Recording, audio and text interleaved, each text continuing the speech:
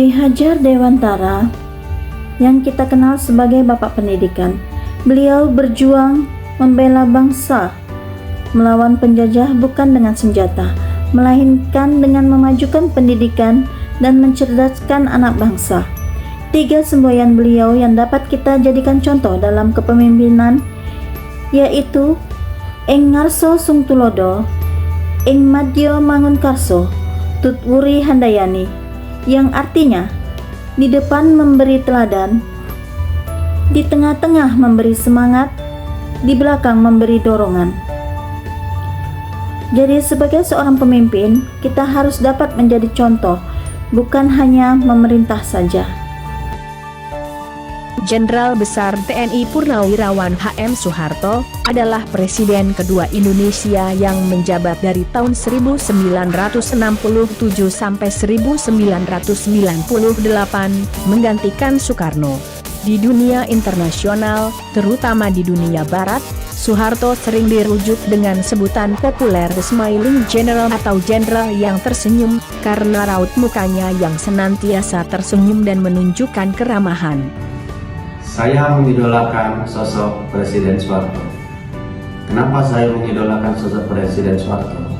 Karena Presiden Soeharto adalah tokoh yang nasionalis, Pancasila, patriot, dan penggagas, yang mengajarkan bahwa Pancasila adalah nilai-nilai landasan bernegara kita.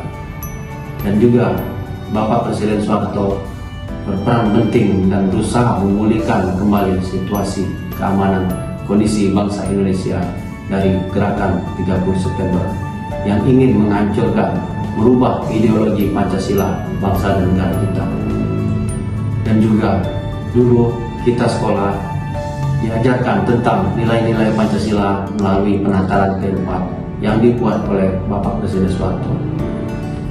Nilai-nilai dan komitmen yang dapat diambil untuk saya dari kepemimpinan Soeharto adalah menjadi nasionalis, patriot, penggagas, dan menjadi pemimpin yang mengimplementasikan nilai-nilai Pancasila seperti tidak membeda-bedakan agama manapun sesuai dengan sila pertama dari Pancasila, dan juga mempersatukan warga dan masyarakat, suku dan ras di manapun berada, dan juga mengedepankan musyawarah untuk mencapai mufakat di setiap permasalahan yang ada.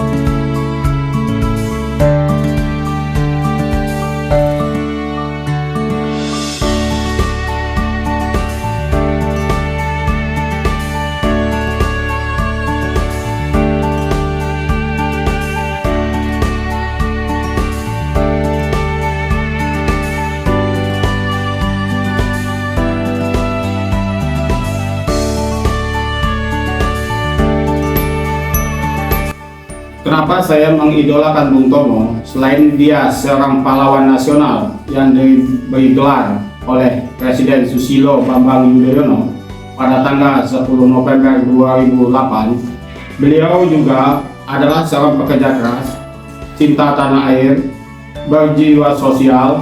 Selain itu juga, sikap Bung Tomo yang dapat diteladani oleh generasi muda adalah ia mempunyai pendirian yang teguh, berani, tegas dalam kepemimpinannya di suatu organisasi. Profesor Muhammad Yamin adalah sastrawan, sejarawan, budayawan, politikus, dan ahli hukum yang telah dihormati sebagai pahlawan nasional Indonesia.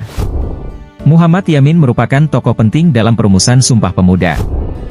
Ia juga merupakan anggota BPUPKI dan anggota Panitia 9 di mana akhirnya berhasil merumuskan Piagam Jakarta.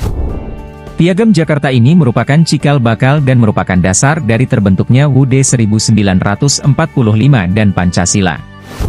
Tercatat ia juga pernah diangkat sebagai anggota Komite Nasional Indonesia Pusat. Sosok tokoh yang saya ambil adalah Profesor Muhammad Yamin. Dia adalah sastrawan, budayawan, dan ahli hukum. Dia dihormati sebagai pahlawan nasional karena nasionalismenya yang sangat tinggi. Inilah yang menginspirasi saya untuk lebih mencintai tanah air ini. Dia sangat tekun beribadah dan bertanggung jawab dalam setiap keputusannya. Inilah yang saya terapkan dalam kinerja saya, selalu bertanggung jawab dan selalu loyalitas dan tepat waktu dalam melaksanakan setiap pekerjaan, ramah tamah dalam setiap pelayanan.